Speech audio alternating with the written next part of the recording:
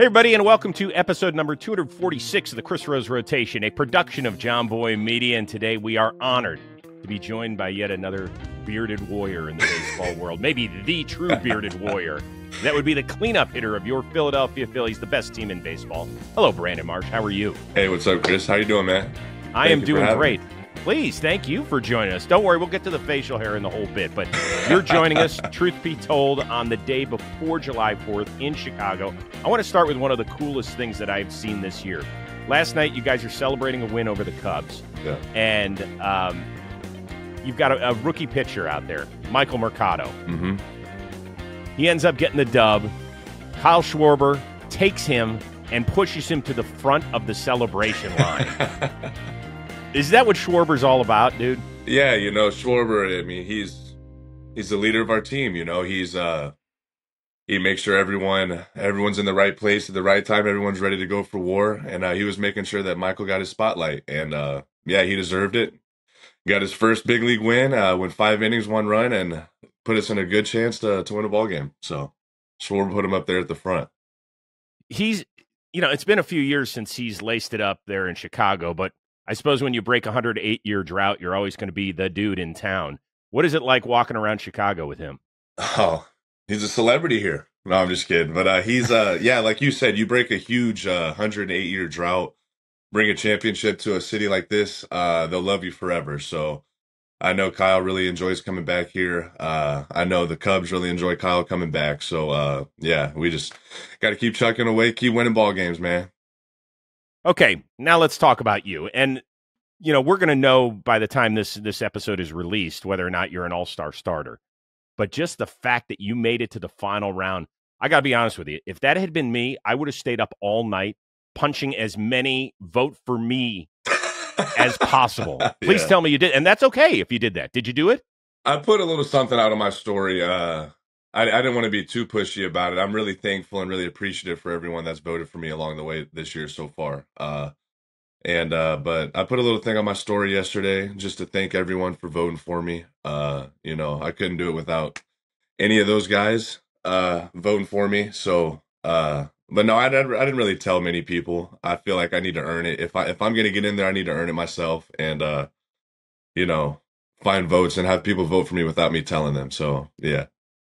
See, this is why you're classy and why I'm me. If it were me, I would be inundating everybody I know with blanket texts and emails, non-personalized stuff, just saying, hey, listen, I don't know if you know, but I'm one of the 4 finalists in the outfield. So let's get those fingers cranking. Let's go. I mean, yeah, there's definitely 2 ways to go about it, but I just figured, you know, if I'm deserving of it, I'll get put in there, and if I'm not, I'm not. So, and that'll just make me more hungry for next year, you know? Okay, I hear you. You guys are in the midst of a road trip. You'll go Chicago and then to your hometown of Atlanta. Yeah. When you, I asked Stephen Kwan of Cleveland this last week when he goes to the Bay Area if he still stays in like his childhood bed, and he's like, "Yeah, absolutely. I go to the crib and I go hang out and all that stuff." Will you go visit the place where you grew up? Hey, I'm right there with Steven, man. I'm going back home to my mom's. I'm going back home to stay in my little futon I grew up on, and see all the homies I grew up with. My sister will be there too, so it'll be a big reunion. All right. So what is Brandon Marsh's room? Is it the one you grew up in? Oh yeah. Still? Oh yeah. Oh great. Oh yeah. All right. So unless Sonya's done something to it that I don't know about, but I haven't been there in a long time. Probably about since Thanksgiving. So it's she might have done a little something to it. All right, listen, we all love moms, but you cannot change the childhood room without talking to you first. That is, I know it might be her house, might be her crib, but that is a no-no. You can't do that. Yeah, no, I don't think she would. I think she wants to, and she's waiting for the right time. But yeah, I think it'll still be the old football helmets, the little league trophies hanging up. So I'm excited, man. Okay, I asked Quan this question. What is the most prized possession that you would really be proud of showing us if we go into Brandon Marsh's room as a kid? Man, prized possession? At one time, it was my PlayStation 3. I feel like. Ooh. But no, I think I got I got a Michael Vick signed jersey and a Matt Ryan signed jersey. So, I grew up liking the Falcons. So those two things were probably the biggest. Yeah, I saw that you played football. Yes, sir. Um, so were you quarterback? I played quarterback all the way up until high school, and then I wasn't good enough. I had to go play receiver. We had some good arms in at the high school I went to, so I couldn't compete with them, but I just went to the other side and they were just throwing it to me. So it was a whole lot of fun. Okay, so give us the breakdown on Brandon Marsh, the wideout.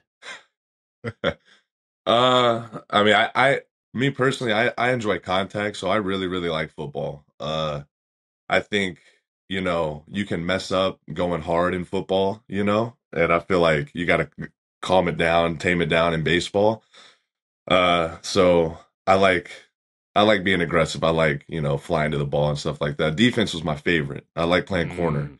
I love playing corner. But I think I was a little bit better at receiver. But yeah, receiver, I was usually the guy out widest. I did a lot of verticals, a lot of posts, stuff like that. So we were a big run team, had a lot of good running backs, a lot of great offensive line. So my job was to run the corner off the ball and pretend like I was going for a pass every time. Okay, that is the worst job. I'm I sorry. You loved could it, say man. I loved it. you love that part, not getting the ball thrown your direction Oh and no, I seeing your mean that always made me a little salty, but yes. I just had to be ready when my opportunity came. See, but now you can understand why the wide receivers at the NFL level are bitching up a storm when they don't get the ball. Like you've Yeah, lived this. You yeah, understand it. yeah. Those dudes are getting paid too, man. They Wow, are. They wow. are. Okay, you know what? While we're here, let's stop and talk Falcons with Okay, Kirk Cousins yeah, and then drafting Michael Penix at number 8 overall and all this. yeah. Was that a bit of a head scratcher? A little bit. I feel like I'm shifting over to a Phillies fan because the Falcons, man, they're tough, but. I'm shifting over to an Eagles fan a little bit. So yeah, I pull for my guys in Philly. But yeah, it was a very, very shocking decision, I feel like, to draft a quarterback like Michael Penix and then also have signed a 4-year contract with Kirk Cousins, who are both phenomenal in my opinion. It's just gonna be a conflict of interest, I think. So, where were you for Super Bowl 51 when the Falcons were playing the Sorry, bro. I got to go here. I was sitting on my couch in my mom's house. And yeah, I remember I had some people over. I don't know if my parents were home at the time. Probably weren't if I had some people over. But yeah, Ah, we I remember at halftime I was like, all right, we got school the next day, kind of kicked everyone out. It was getting kind of late anyways. Parents were coming home soon. And then the next thing you know, I like turn the TV back on and they're down they're only up by like 7 points. And I'm like, all right, there's 4 minutes left. They're only up by seven. They were just up by 26 at halftime. I was like, golly. But it happens like that. Tom hold Brady. on. You turned off the TV at Not 28 to 3? not like really turned it off, but I kind of like stopped paying attention. I kind of was like kind of shuffling people out. Was like, all right, it's Falcons won. And then so I might have jinxed it, who knows, but Yeah, yeah, Brandon. This is some serious stuff here I know, because man. I am a huge sports fan. Like I'm a Cleveland guy and in 97 when we were up by a run against the Marlins in game 7 of the World Series and here comes Jose Mesa, my wife goes to sleep. She's like, I got to go to bed. I have to work in the morning. I was like, you can't go to sleep.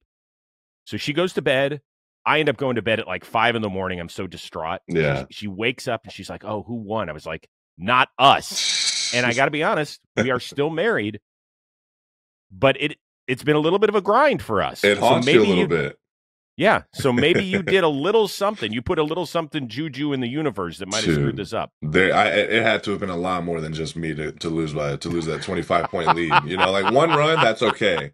Being up a run and blowing a 1-run lead, that's fair. But blowing a 25-point lead, and I know it's the GOAT, Tom Brady, but I mean, a complete difference between the first and second half with the Falcons. I feel like Devontae Freeman had 100 rushing yards in the first half, and they didn't rush the second half. I know. So it's like, what are we doing? We're passing the ball incompletion. The time stops. Now Brady gets more time of possession. I don't know. Like we were throwing it.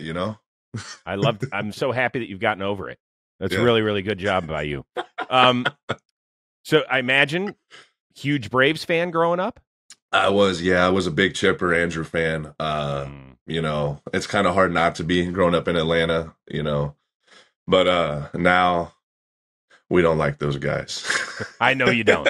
So when you get traded from the Angels to the Phillies, and now you got to go against them as your arch rival, and Yeah. then when you hit a home run against them in the playoffs, what does your phone look like from your childhood boys? Oh man, that was a crazy day. I don't think I'll ever forget that one. But to Charlie's credit, the next time I faced him, he gave me three punches. So I can't, we evened out and we shook hands about it. But I mean, or is it this one? I was talking about the other one. Yeah, well, that's all right. We got both of My them bad. loaded, so This one, you're this one, good. this one didn't mean as much just because we were already up and everyone else already did their work, put their work in, and got the lead for us. But in 22, that was my favorite one. 22 is my favorite one. But yeah, Charlie got me back. He gave me three punches the next time we saw him in Atlanta. So he tipped the cap, I tipped the cap, and we kept it moving. But what's it like? Because like you grew up as an athlete there, and you mentioned a lifelong Braves fan, which we all get. Hmm. But then all your buddies, who you're close with, Yeah, I imagine are still like it's hard for them. Like they're Braves fans, and you just stomped right on them. oh Seriously, yeah, did you get a few texts? for sure. There's some good texts, some bad texts, and texts all in between. But I have some really really close friends who are now Phillies fans. And they left the Braves, but I still have some really good friends from that I grew up with that they love their Braves, which rightfully so. It's a great team, great organization. But they're fans of me whenever I play with the Mhm. Phils. So they still pull for the Braves, but they want me to get four hits. So it's just a little balance beam. But yeah, I got some pretty cool texts, some pretty encouraging texts, some made me smile, made me realize kind of what happened. And I got some pretty rough texts from some guys, so it's just all part of it. I imagine that must be a blast for you. Like probably the bad texts are the ones that make you laugh the hardest, aren't they? For sure, yeah. Especially once the series was over, just because you can't count those guys out. So I didn't really check the phone till after it was all over, but yeah, that definitely made me laugh a little bit. That's smart. Um, See, I look at learned the from my mistake, man. I didn't Yes, turn you it did. off. I didn't turn. Yes, you did. I didn't check the phone before the series was over. So That's what it's all about is maturing. And you've made a lot of just you've growing. made a lot of improvements since that day in 2016 or whatever year it was. Oh yeah, The year of our Falcon shoot. and Tom Brady. Hey, more of the conversation coming your way, but first, Texas. John Boy Media is headed to Dallas for our fourth All-Star Week, and this is by far our most favorite event of the year. We cannot wait to see everybody there in Texas. So come out and hang with your favorite John Boy Media creators for a one-of-a-kind All-Star party. It's on Tuesday, July 16th. You know what's coming your way. There's going to be trivia. There's going to be a Talkin' Baseball live episode, a Q&A session, and much, much more. Multiple ticket options are available, but the VIP tickets, those ones are almost gone. So hurry up, punch your ticket, and enjoy it. It's a big time party. Head on over to shop.johnboymedia.com or the link in the description to get your tickets now. We will see you in Dallas. I cannot wait. Yeehaw! In your short career, you have already played with Shohei, Hmm. Mike Trout, and Bryce Harper. Yeah. If I had told you that as 10-year-old Brandon Marsh, you would have said, You're the craziest dude on this planet, man. I was thinking of the right word, but you're the craziest dude ever for saying that. Yeah, I mean, I'm forever thankful, forever blessed for the path that I've been put on. Being able to learn from the greatest to ever play, in my opinion, those three guys. But I mean, yeah, and there's other guys as well. Like we talked about Kyle, his leadership, you know, left-handed bat, right-handed throw. I get to learn a lot from him. Same with Bryce. I mean, you got JT, BCIB, you got Trey Turner. I mean, we can go on and on for days. We got Rendon with the Angels. I mean, just dudes after dudes. So I've been super blessed to be put on the path that I've been put on and to learn from these guys day in and day out and just try to, kind of mold myself into something in their footsteps. So take me back to Otani. Um, Miguel Rojas and Tyler Glasnow are regulars on this show, and Yeah. I ask them every episode about Otani because it seems like such a freak show that there's something different every time. Was there one moment where you were like, I cannot believe I do the same thing that this guy does? Like, it's so freakish. I don't know if I do the same thing as him, if I ever did, to be honest with you. If somebody can say that, then I tip their cap to him. So, but just no, just being in the same lineup as a guy like Shohei, being on the same squad, the same team, just in between the same lines as him, it's special. Same with Trouty and with Bryce, and but it's yeah, that dude's different, man. He's not even pitching, and he's impacting the game as much as he's impacted it this year. He's as special as it gets, as special as they come, and I mean, yeah, I know they're the enemy, they're the opposition, but I mean, I wish nothing but the best for him. When he plays the Phils, maybe throwing an offer here and there, but I always pull for my guys like that. With Trout, and I know you've said a lot of great things about the Angels organization. They're the ones that gave you a chance. So I'm not looking for you to badmouth. That's not the point here. But how badly do you feel that this guy has gotten 13 playoff at bats? Does it make you sick? It does, man. Just because I know how much he works, how much he cares and loves this game of baseball. And I know how bad he wants to be out there, and it stinks, man. You want to see the best of the best playing against the best of the best in October, and that's what fans of the game want. That's what us players want. We want to clash against the biggest people, and definitely wishing some more playoff games and playoff runs in his future. But yeah, it hurts, man. You want to see him out there. You want to see him out there in the biggest games, just because he's the biggest player out there. Bryce Harper has been in the center of the baseball universe since he was a teenager, so more than half of his life. Are you amazed at how he is able to deal with this on a daily basis and to be the type of player that he is? What is it that makes you say, wow? Dude, I mean, you got a whole city of Philadelphia, and like you said, like the face of baseball since he was 10 years old, 12 years old. I mean, you got to give the man credit for pushing away all the voices, the naysayers, the people saying you can't do it, the people saying like you got to live up to this or you're a bust. Like he's done this and more. He's been the face of baseball since as far as I've known baseball, and he's exceeded every expectation. I mean, the dude's won Player of the Month back to back. You don't see that often, man. It's especially like playing in a division like we play in, playing against the arms we have to see, and he just shows up and shows out every single night. Uh, and off the field, I mean, you got the whole city riding behind him.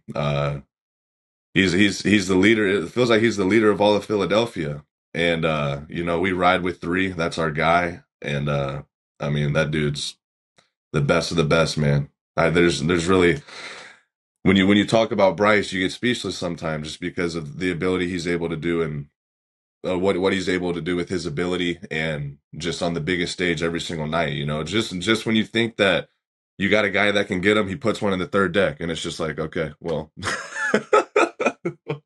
what are we doing? How do we throw to this guy? You kind of just hope he gets himself out. But I mean, yeah, Bryce is as good as it gets. I mean, he's a phenomenal dude to look up to, and in my position, I mean, like a right-handed thrower, left-handed bat. I mean, I've looked up to Bryce ever since I was a kid, man, and just him being on the, Sports Illustrated, all this, ESPN, that, and I'm a little kid just starting up baseball, and I'm like, I want to be just like that guy. And now I'm on his team, asking for help against the pitcher he just faced. I mean, it's so surreal, man. It's crazy. But yeah, Bryce, he's as good as they come and as good as they get. So I'm just so happy he's a Phil and I'm a Phil.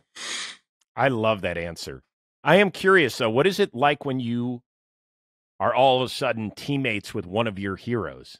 For Do you sure. remember the first time going up and having a conversation with him? I remember him and Schwarber coming up to me the first day that I got there, like August 2nd or 3rd, I forget. But and I don't know much about Philadelphia. Grew up in Atlanta, knew they were in the NL East. That was about it.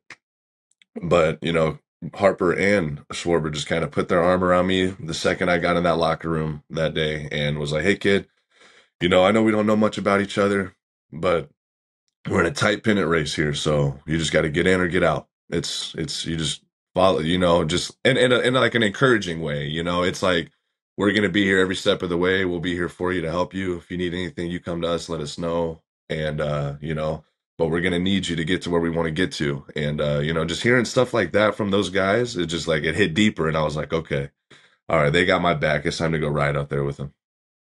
Holy shit. That's all I can say because I would have called everybody in Yeah. my family and been like, Yeah, I'm you getting won't chills. believe what you. I'm getting chills right now, everywhere, whole body. Just that moment was probably one of my favorite moments, like since coming over here. And there's been a lot of cool moments, but not knowing Schwarber, knowing of Schwarber and Harper, but not knowing them personally, and them coming over there and doing that to me, and just taking all the pressure, anxiety away from, it was my first time being traded, my only time being traded. And, going to an organization, you kind of want to be like Superman to let them know that they won the trade.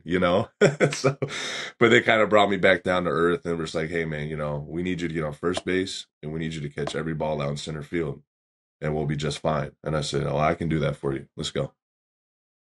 That is awesome. That's one of the best stories we've heard, man. No, yeah, Really no, good. that's just this team, it's just special. It's those guys, those leaders up at the top, they bleed down into us, into the daycare. So yeah. I love it. Harper, I think, probably could have won his third MVP earlier this season when a kid that lives pretty close to him knocked on his door and said, hey, listen, the girl I want to take to prom is, a real huge Harper and Phillies fan. Well, Bryce is like, let's go knock on her door. So this is what transpired for people that forgot.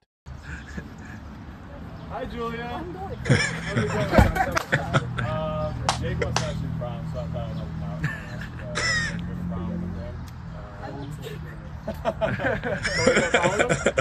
Awesome. There you go. I love it how she went and hugged Bryce first and forget about the date, dude. I think that's my favorite part of the whole thing. When did you know this had happened? I think it got posted pretty quick, so it I saw it all over social media. It's Harper, man. It's hard for him to go unseen. So I know what he did was super special for those group of kids going to prom. But that was funny. I loved when she hugged him first because I would have hugged him first too. Hell yes. You can't. That's a great photo too. Look at Harper. He's got like the little sheepish look, like he's all hunched over, like this is so cute. Yeah, no, and that's three for you. That's our guy. So I mean, that's what I said. That's why all of Philly rides behind him. He does things like this and makes people's days, man. But how about the kid to have the balls to knock on Bryce Harper's house Man. and say, "Hey, can you tape like a message for me?" And then Harper one ups him as he's walking away. He's like, "No, let's go knock on her door right now." Like who? You got to have some serious stones to go do Dude, that to the biggest guy in the neighborhood. I'm not doing it. So kudos to that kid, man, because that dude did have some cojones, man. That was brave of him, and just thankful that Harper was able to do that for that group. That's awesome. Another one of your teammates you are extremely close with is Alec Boehm. Yes, sir. Your roommate. Still, right? Oh yeah. Oh yeah. Okay. How does this come about? Because, these days, a couple of guys in their 20s who are in the big leagues, they probably want to live on their own. So the first question everybody would want to know is, hey, how's it happen and why?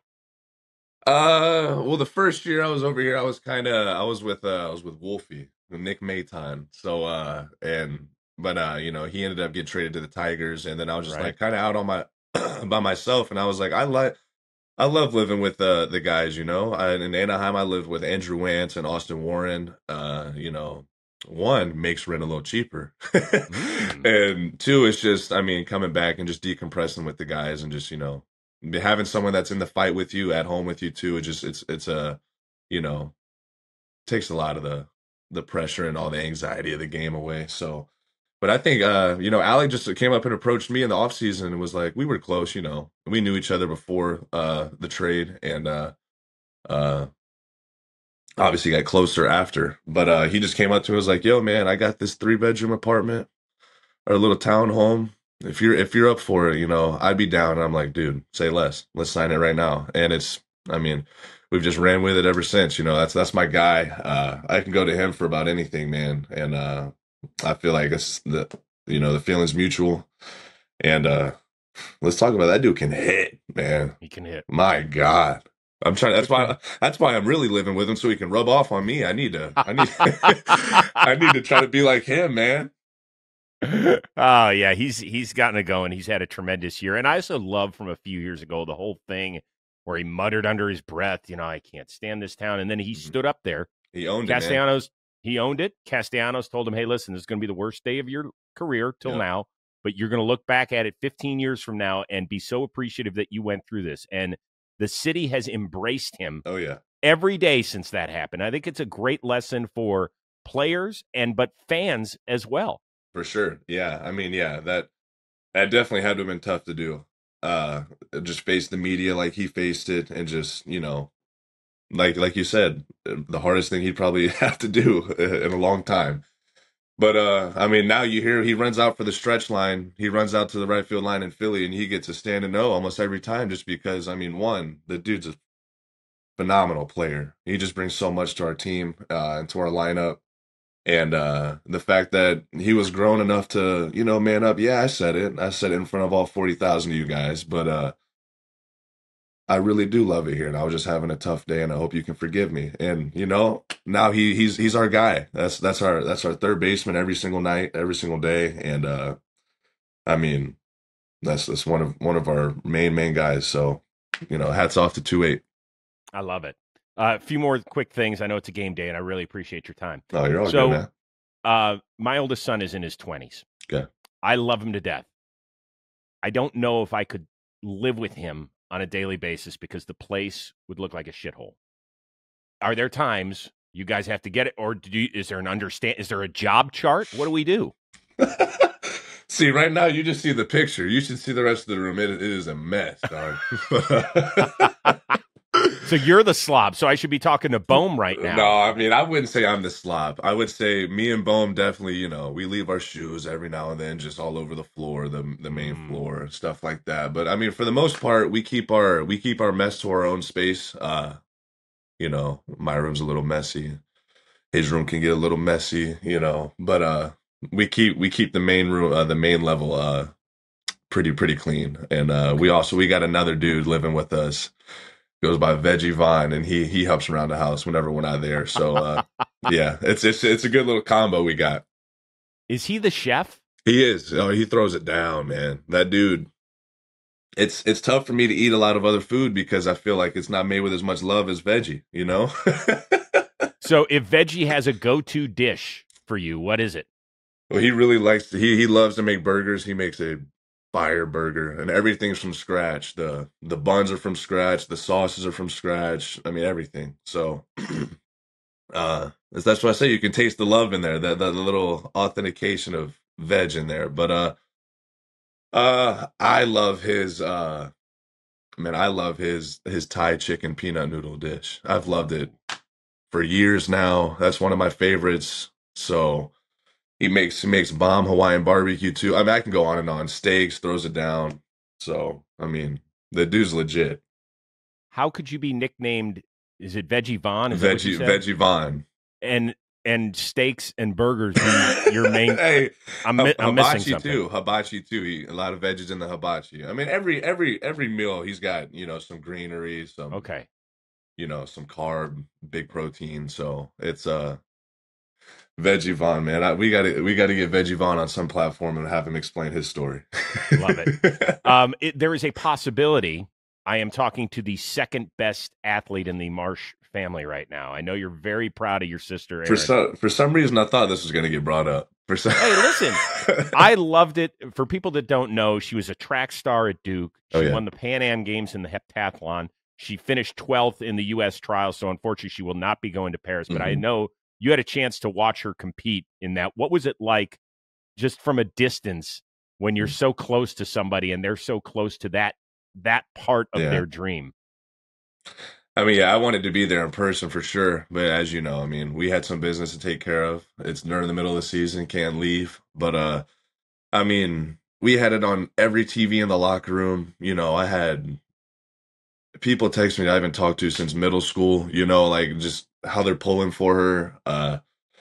And it was there. I saw some tweets. I was getting tagged in. She got tagged in. The whole city of Philadelphia was riding behind her, and I'm just like, dude, that makes my heart happy. It makes me smile, man. Just knowing that that they were riding with my sister as much as, you know, the Marsh family was. But just seeing her compete on that big of a stage, the biggest stage of her career, and handling her own, you know.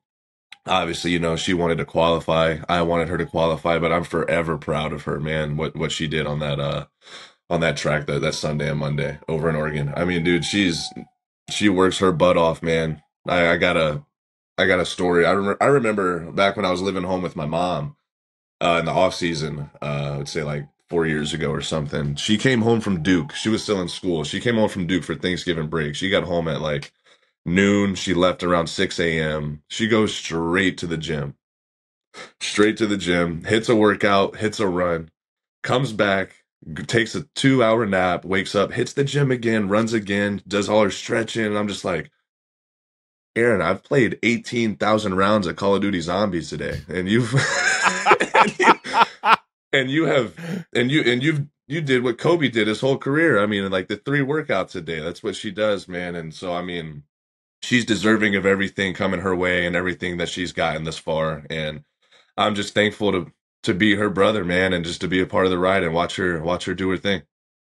God, that's beautiful. I love that. That for people that don't know, I think the heptathlon's like 100, 200, 400 meters, 800. maybe 800. 800. That's no joke.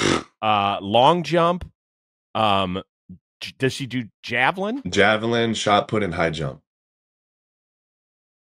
All right. So if we put you through the heptathlon, which one are you starring in, and which event are you tapping out? Dude, I think the only one that, like, I mean, the throwing ones I might be able to do decently. She still might beat me, man. I don't know. But the throwing ones, because, you know, it's a whole different form with the javelin. It's like a straight arm, and I'm like, that just makes my shoulder hurt looking at it. So, but I know I couldn't compete in the hurdles. I can't even touch my toes, so I can't lift my leg up to get over that hurdle. Mhm. I would say she dusts me in the 800. She dusts me in the 200. Anything over 100, I don't stand a chance. I run out of gas pretty quick, and she can just keep going. So, uh, and high jump maybe. High jump maybe. I might be able to compete with her, but long jump she'll kick my butt. I'd say maybe the only thing is like javelin, high jump, and she still might blow me out of the water. So who I knows? love it.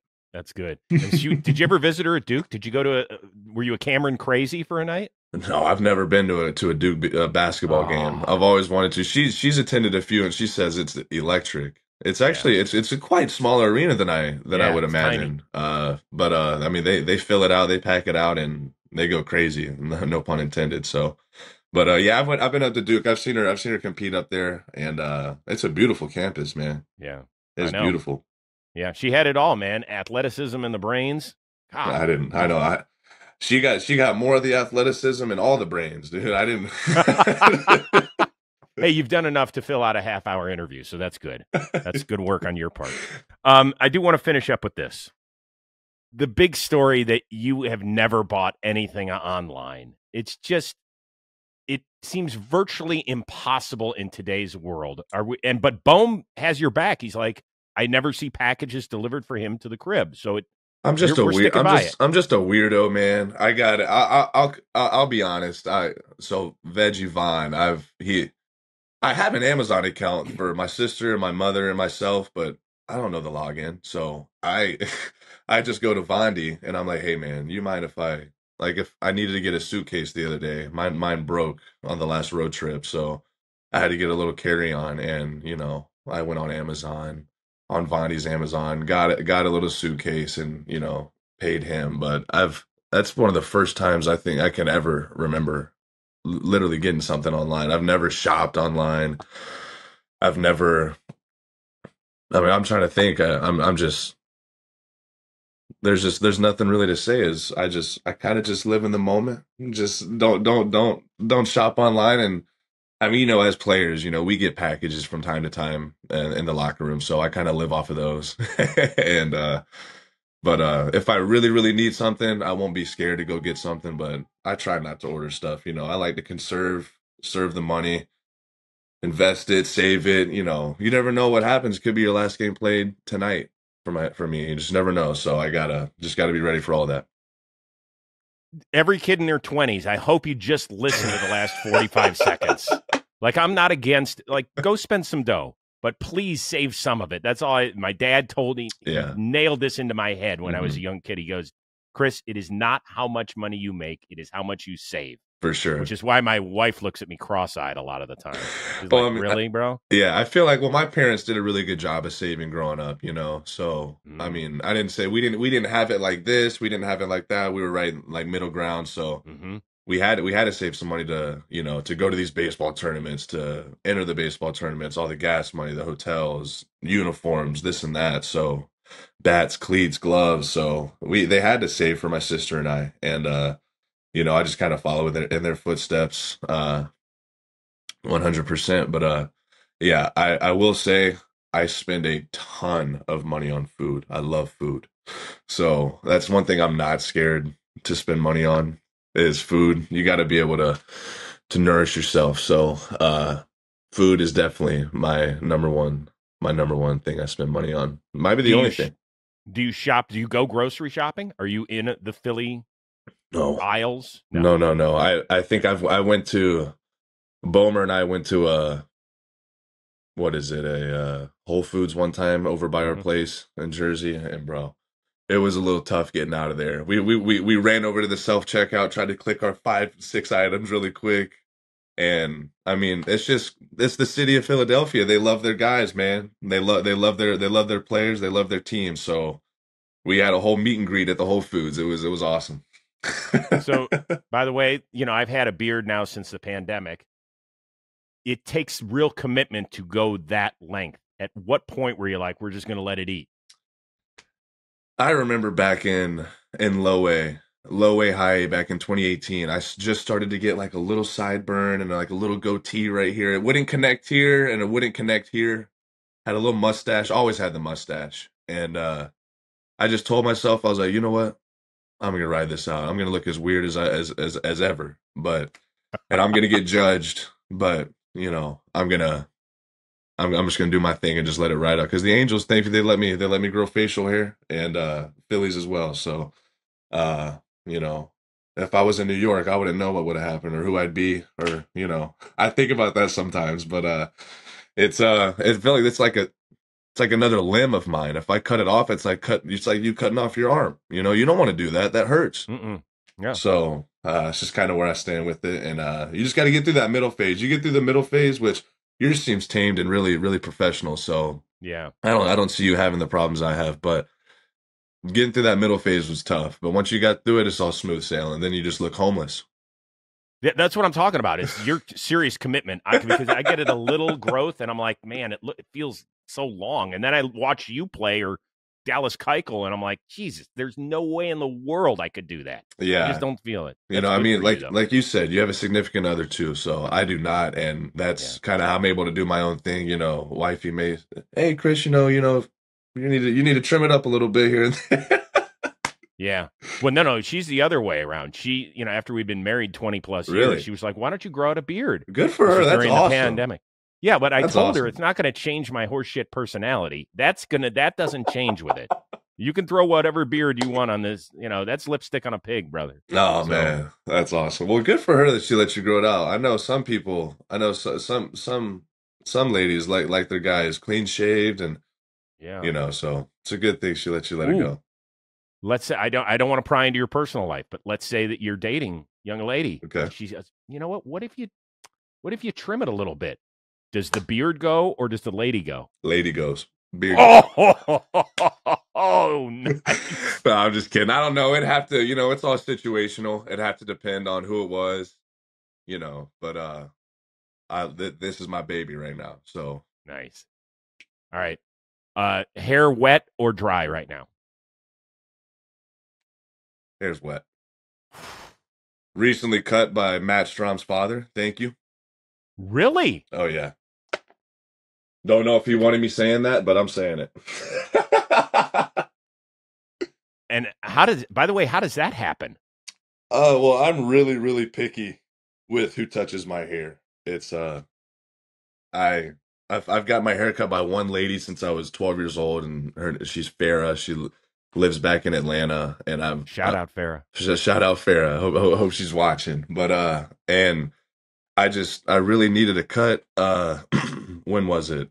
Actually, a funny story. I really needed a cut last year in Chicago when we were here playing the Cubs, and he cuts my hair, and well, Matt, Strom, he's got the locks, man. That dude's got him going. So I'm like, I can trust your dad with hair because he cuts your hair, he can cut mine for sure. So I went over and got it cut, and then he goes, just hit a homer for me tonight. And I was trying to give him a couple bucks, I was like, dude, I got to give you something, And he goes, no, just go out there and have a good game. That's all I care about. And I was like, all right, yes, sir.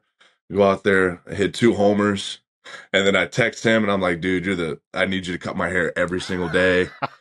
And, this year, before opening day in Philly, I went over to the Strom's place, and he cut my hair before opening day and hit my first opening day homer this year. And I'm just like, oh my God. So I went and got it cut yesterday or 2 days ago and ended up going 0 for 3 last night. So I broke the streak. But, Strom's dad's giving me 3 homers in the big league. So I'm thankful. And he cuts my hair great. So it's a win-win.